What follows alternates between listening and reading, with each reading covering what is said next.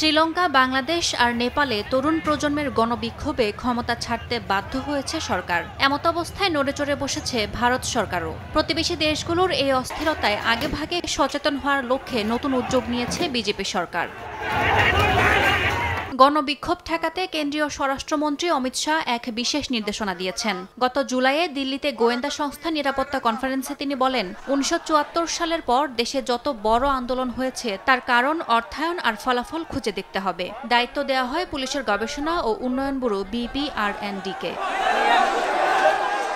এরই মধ্যে একটি বিশেষ টিম গঠন করা হচ্ছে বলে জানিয়েছে দেশটির প্রশাসন। তারা রাজ্য পুলিশের CID রিপোর্ট আর পুরানো মামলার নথি ঘেঁটে আন্দোলনের কারণ বের করার নির্দেশ দিয়েছে। কারা আন্দোলনের পেছনে ছিল, অর্থ কোথা থেকে এসেছে, সেই তথ্য দিয়েই তৈরি হবে ভবিষ্যতের স্ট্যান্ডার্ড অপারেটিং প্রসিডিওর বা একটি মানসম্মত সুষ্ঠু প্রক্রিয়া।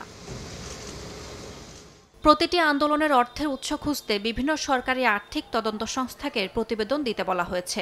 পাশাপাশি ধর্মীয় সমাবেশে ভিড় নিয়ন্ত্রণ, পদদলন ঠেকানো এবং পাঞ্জাবে খালিস্তানি উগ্রবাদ দমনে নতুন কৌশল নেওয়ার নির্দেশনা দিয়েছেন অমিত শাহ।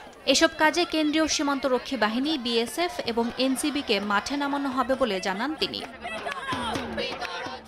ভারতের ঊর্ধ্বতন কর্মকর্তারা জানান, পাঞ্জাব নিয়ে তৈরি হবে আলাদা অভিজ্ঞ টিম।